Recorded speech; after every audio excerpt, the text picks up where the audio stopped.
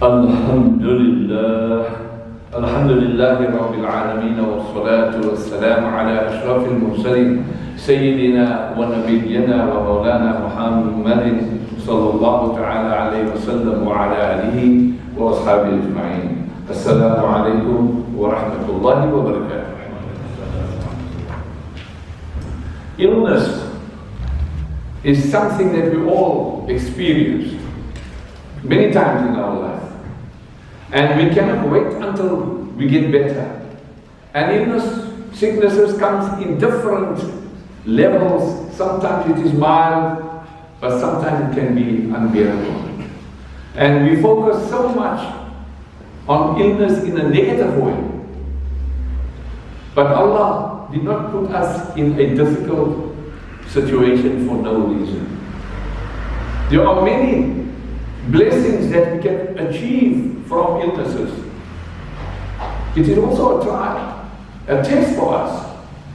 And if you look at the life of one of the great Nabis, Nabi Ayyub alayhi salatu wassalam, what an amazing test Allah put him through. Oh, wow, subhanallah.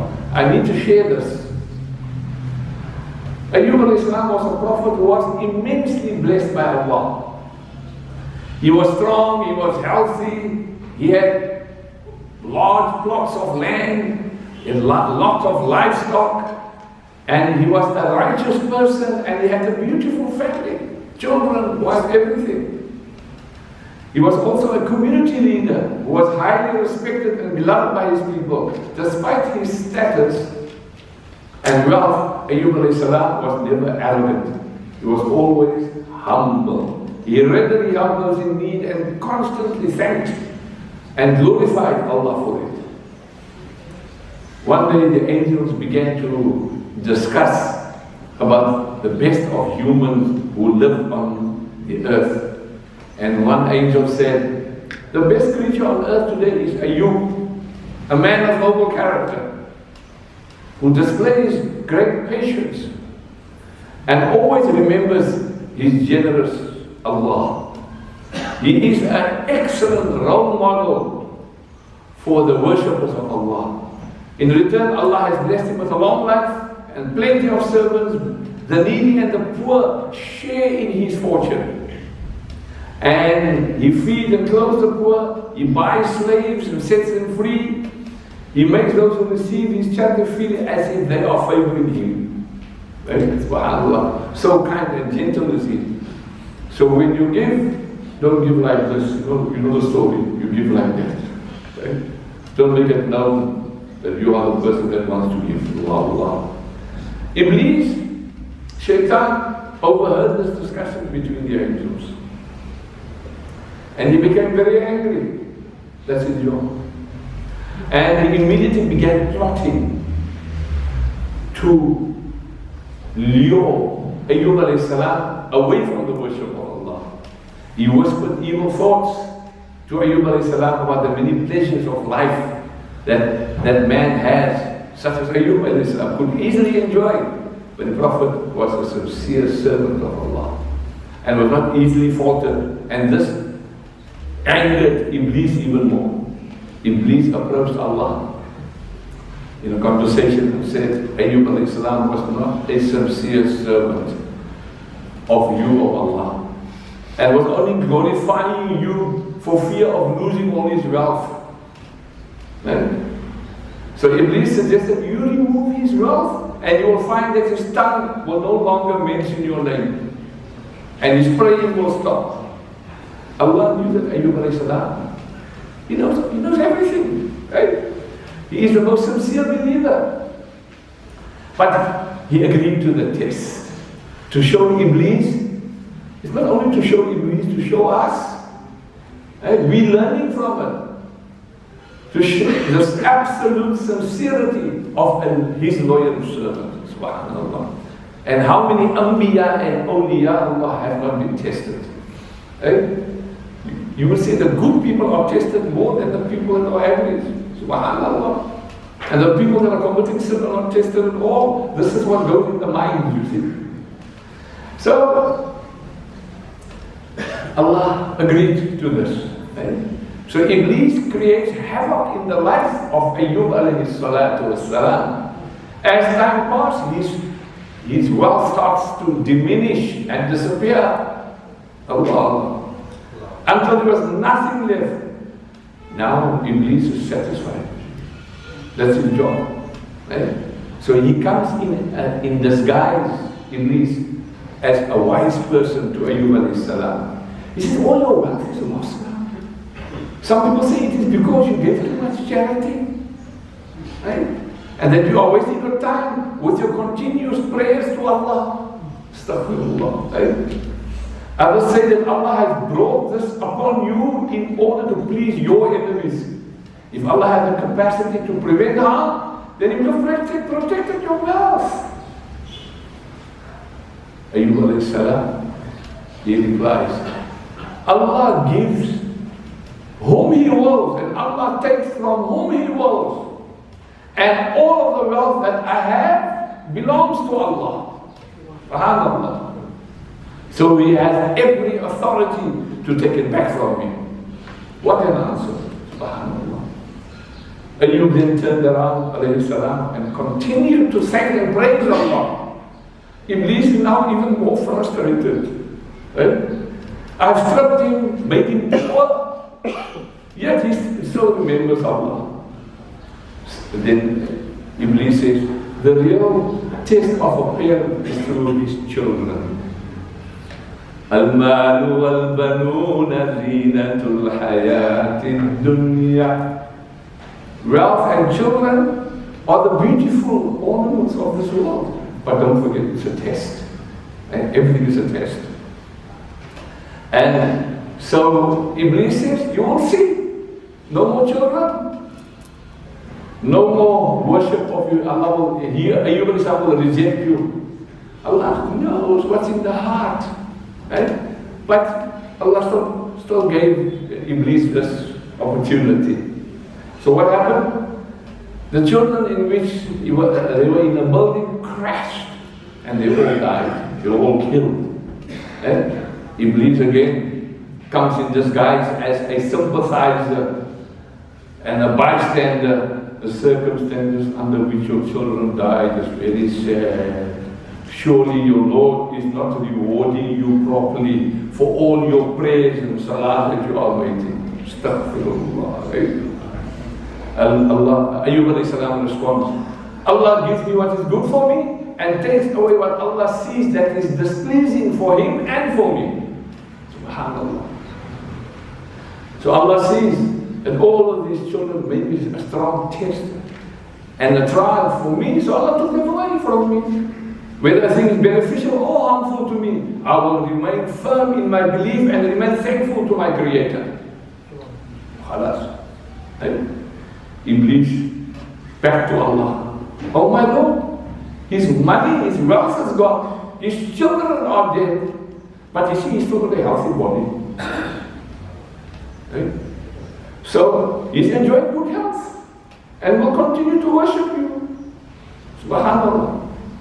Ya Allah. So grant me the authority, says Iblis, over his body so that I may weaken it. You will see he will neglect the worship of you. Allah grants us this request, but with a condition. I give you authority over his body, but not over his ruh, his intellect, or his heart. Alas. Right?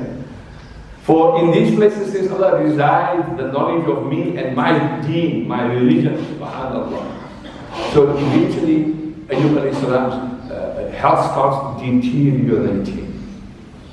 You know, he was so ill, SubhanAllah. Literally the muscle, you can see the bones, like they said. But as Allah instructed, the only two organs that function in his body was his heart and tongue, which continued to glorify Allah. Subhanallah, Subhanallah. The people of the city began discussing, if Ayyub alayhi salam was such a good person, then Allah wouldn't have done this to him. This is not the logic, you see. And eventually they abandoned him. His relatives, his friends, and everyone who loved and respected Ayyub alayhi salam deserted him, except for Rahma, his wife. We know this in our communities, how it happens. One day you're up there, you have everybody around you. Next day you're down there, you have nobody around you. Astaghfirullah. And these are the texts which Allah gives us, and also differentiates the genuineness of certain people and families between you and them. This is how Allah sifts away. Allah protect us from that, from being munafiqs. But for many years, Ayyub alayhi salam is suffering now from bad health. That's the reality.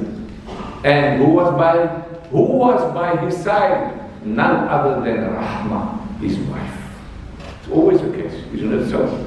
Always the case. Allah keep our wives good towards us, and give them all the best in the year after, and in this dunya. Does you amen by yourself? They had no money, no income, so the wife takes up a job to support. This is what happens in reality, right? Meanwhile, Ayyub alayhi salam continued to pray to Allah to give him the strength and the patience to endure the pain and suffering. And one day Iblis appears before Rahmah, the wife of Ayyub alayhi salam. You see, where is your husband? So she points to literally the lifeless figure of Ayyub alayhi salam. You see, there he is. He's suspended between life and death. So Iblis had been on to remind her of the blissful and beautiful days of good health and children and wealth. He's now rubbing it in, as they say. He's rubbing it in. Overwhelmed with the years of pain and hardship, Rahmah approached Ayyub alayhi salam and cried, "Oh Ayyub alayhi salam, you are the prophet and the messenger of Allah. You have the closest relationship to Allah. Ask Allah to take you out of this predicament that you are in." Ayyub alayhi salam, he sighed and replied, he says, "Shaitan must have whispered to you and made you dissatisfied. Tell me, how long did I enjoy good health and riches?" His wife says, "About 80 years or so." And then Ayyub alayhi salam says, "And for how long am I suffering?" He said, "About 7 years." Ayyub alayhi salam says, "In that case, I am ashamed to call on my Rabb, on my Lord, to remove my hardship, for I have not suffered longer than the years of good health and plenty that I was given." SubhanAllah. Right? It seems your iman has weakened and you are dissatisfied with the taqdeer of fate of Allah. If I ever again regain my health, I swear I will punish you with 100 strokes. Ayyub is annoyed now. He's angry. And from this day onward, I forbid myself to eat or drink anything by your hand. Leave me alone. And let my Lord do with me as He pleases. SubhanAllah. Feeling helpless now, Ayyub alayhi salam turns to Allah, seeking His mercy. وَأَيُّوبَ إِذْ نَادَى رَبَّهُ أَنِّي مَسَّنِيَ الضُّرُّ وَأَنْتَ أَرْحَمُ الرَّاحِمِينَ. And remember Ayyub alayhi salam when he cried to his Lord, "Verily distress has seized me, and you are the most merciful of all those who show mercy." Allah immediately responded to Ayyub alayhi salam's desperate plea and called for help. And Allah says, "Urqud birijlik, hada muhtasalun baridun wa sharabun." Strike the ground with your foot. This is a spring of water to wash in, and cool and a refreshing drink.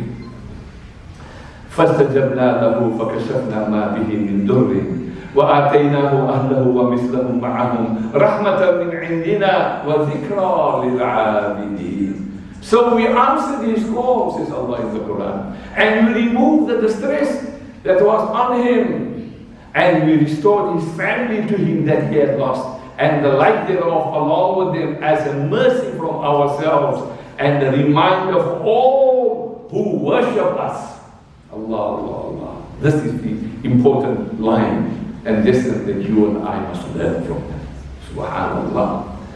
Ayyub al-Islam remembered his promise. Remember his khusumba. He'll punish his wife. 100 strokes. Once he regained his health, he did not want to hurt his beloved wife, but also he did not want to break his oath with Allah. So look at how beautiful Allah says it in the Quran. وَخُذْ بِيَدِكَ ضِغْثًا فَاضْرِبْ بِهِ وَلَا تَحْنَثْ إِنَّا وَجَدْنَاهُ صَابِرًا نِعْمَ الْعَبْدُ إِنَّهُ أَوَّابٌ. And take in your hand a bundle of thin grass. In other words, 100 pieces of light grass. And strike there with your wife. And do not break your promise and your oath. Truly we found impatient how excellent a slave whether he was ever after returning in repentance to us. Like if you put it, you know, that 100 reeds or whatever, very light, like a feather duster. Subhanallah. Allah then restored Ayyub alayhi salam's health. He sent down a rain of locusts which was made of gold. Subhanallah. Which fell on the ground in around Ayyub alayhi salam. And as Ayyub alayhi salam began gathering these golden locusts, Allah asked him, "Oh Ayyub, have I not made you too rich to need what you see?" Ayyub alayhi salam says, "Yes, my Lord. But I cannot ignore your blessings, your ni'mah." Subhanallah. Subhanallah. Ayyub alayhi salam and Rahmah, his wife, were also given back to their family. The couple were blessed with many more children, healthy children, and his wealth increased. This is Allah. The story of Ayyub alayhi salam is one of adversity mixed with patience. It is easy to be a faithful servant of Allah when everything is going nice and well. But his iman never faltered during his difficult times, which is what makes him a remarkable human being. May Allah make us like that. When we are tested, there are a million things that go on in our minds. Does Allah still love me? You know, this is mind games. I'm praying, I'm fasting, I do all the obligatory stuff. I give sadaqah, then why is Allah testing me with hardships? You know, my neighbor, friend, and relative, and my cousin, and my stranger, they don't even do 1% of the ibadah that I am doing. How come they do? They seem to be living such a happy and satisfied life while I am suffering. You see, this is what goes on in our minds. Allah, Allah. Why should I even bother praying anymore? When all my du'as are not even heard or goes unanswered. Yes, you might wonder if there is someone, anyone who will understand your pain and your suffering. Can your loved ones really grasp the enormity of your difficulties? After all, who can understand the heartache that's strong enough to shatter even the strongest of men? Who can understand the silent yet powerful whispers of the soul telling you that there is literally no way out of this hardship? Because everywhere you turn, you only see doors that are closed. But there are lessons to be learned through hardships and sicknesses or illnesses. No hardship will last forever. فَإِنَّ مَعَ الْعُسْرِ يُسْرًا. إِنَّ مَعَ الْعُسْرِ يُسْرًا. After difficulty there comes ease. After difficulty there comes ease. Twice Allah is mentioning this in the Quran. And we must have yaqeen in that, we must believe in that. Look at how Ayyub showed us, alayhi salam. No matter how dark the days look now, you will find sunshine. peeping through sooner rather than later. Continue your dhikr, continue your du'as, continue your salah and your tawbah. These are the means for you to get closer to Allah in unbelievable ways. Don't forget, Allah loves you. It might sound paradoxical or ironic. Allah loves you, but He's doing this. Allah. These are tests to see if you are really a true believer. May Allah give us the strength to carry this through in our life, Ya Allah. Right? As recorded in Bukhari, whoever Allah wants good for him, He puts them to test.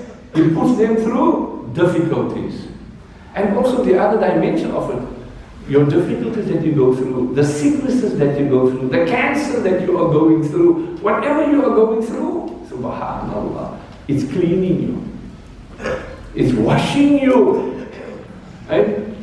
When you feel you are being tested continuously, it doesn't mean Allah does not love you anymore. When a believer is tested with hardship, Allah removes his sins. Allah grants us that, ya Allah. And makes his book of records clean. And Sayyidina Aisha said, Rasul sallallahu alayhi wa sallam said, there is no calamity that befalls a Muslim, but Allah expiates the sin thereby. Even a thorn that pricks him, Allah expiates the sin. Subhanallah. Allah grants us right here. But Allah also mentions in the Quran, وَلَنَبْلُوَنَّكُمْ بِشَيْءٍ مِّنَ الْخَوْفِ وَالْجُوعِ وَنَقْصٍ مِّنَ الْأَمْوَالِ وَالْأَنفُسِ وَالثَّمَرَاتِ. And certainly we shall test you with something of fear, hunger, loss of wealth, loss of lives, loss of your family, loss of your businesses, the fruits of your labor, in other words. But وَبَشِّرِ الصَّابِرِينَ, but give glad tidings to those who show patience. الَّذِينَ إِذَا أَصَابَتْهُمْ مُصِيبَةٌ قَالُوا, those who in the time of musibat, in the time of difficulties, and they say, إِنَّا لِلَّهِ وَإِنَّا إِلَيْهِ رَاجِعُونَ. We don't only say that when people die. In difficult circumstances, we say, Allah protect us. And why I'm speaking about this, because for the few weeks now, I've been attending so many janazas. And a lot of them have to do with cancer, brain cancer. They are 52-year-old, died of brain cancer, this one. And I had to comfort the husband, the family, the parents. So parents says, why my child? Me first, then my child. This is taqdeer, we have no complaint. But remember, there are various types of shaheed when people pass away. If you die of cancer, a woman dies in labor, etc. There is so many categories at the time, but I'll give you the hadith. There are 7 martyrs besides one who is killed in the way of Allah. Shaheed. The victim of a plague is a martyr, like COVID, for example. It's a plague, right? The one who drowns is a martyr. The one who dies of chest pain is a martyr. Anything related to, we're talking about heart, this and so forth. The one who dies of a stomach infection is a martyr, a shaheed. The one who burns to death is a martyr. The one who dies under the rubble is a martyr. And the pregnant woman who dies in labor is a martyr. Subhanallah. This is hadith. The ulama have categorized it and explained it even more in detail, which I have. Down to 25, because the subsidiary of it, you must understand. When you speak about stomach, you must explain it. So, they are in the category of shaheed, the shuhada. And you get different types of shuhada. Remember, the ultimate shaheed is the one who dies fighting the battle. For him, you don't ghusl, nothing, you just bury him. But the other one who dies, like us in the dunya, we die of illnesses or cancer or things like that. So, we have to ghusl and make salah upon. But at least one category up than you and I. Hey? Subhanallah. So all those who have lost their loved ones in such a difficult times and so forth, may Allah grant you the sabr, and they will be granted the category of shaheed. Ya Rabbal. Thank you very much for listening to my heart. Couple of notes. Wednesday past was my wife's husband's birthday. I think some of you still working it out. Please make dua. Thank you. Also, Utadam, Abda Ibn Din, our Bilal, is gone for an IOP on Wednesday and having another IOP on tomorrow. Allah grant him shifa. I see we've got a late message. Brother Abdul Khalid Langri has passed away. The uncle of Brother Nazir Akub. Uncle, yes, uncle. Allah, the bayat sometime today. Allah grant him Jannah, Ya Allah, and sabr to the family members, Ya Allah. Well, I was speaking about the taps. You know, I had the people out here, or the council. They're not relenting. We have to pay 7,500 every month. It looks like it with this bill. I'm doing all sorts of things in trying to reduce the amount. The first step I'm doing is I'm trying to look for a leak detector. Although they claim there's no leak, I need to satisfy me that there is really, because I spoke to one council guy. They saw no leak, and when he had a leak, he brought to his house, he had a leak. So if anybody of you know of a leak detector, especially Muslim, it would be so nice if you can get a discount. Right? Thank you. You can link it to me, please, with all the information. I would appreciate that. And the other dimension is I'm trying to change the taps. These taps were stolen, remember, not so long ago, but a year and a half ago, because the mosque opened. Now we close between waqtus. We need to change these taps and put these sprays to make it much more easier, inshallah. It's going to cost money, so please contribute, and Allah, and those who have contacts with these companies, hardware companies that can assist us with this, please contact me. Thank you so much, and make your effort a sadaqatul jariyah for your beloved ones. Thank you so much. Oh, yes, last but not least, as you know, Maulana Sheikh Hisham Kabbani and Naqshbandi, one of the great Sufi giants in the world, who was sent to America by his father-in-law, Sheikh Nazim al-Khatani and Naqshbandi. You know, and he made thousands of people Muslims. Ya Allah, he passed away. So Allah grant him Jannah and the companionship of Rasul Sallallahu Alaihi Wasallam and all the shuhada, mashallah, the amazing work he's done. When I was there in 1998 for the National World Conference in Washington, it was unbelievable what we experienced. And to see pale-faced people, hijab and so forth, and you know, the amounts of subhanallah. Yes, he was 79 years old, but Allah grant him Jannah, Ya Allah, and several other families. Thank you so much. And immediately after the Farad Salah, we'll be performing Salatul Janazah al-Ghaib, inshallah. Okay?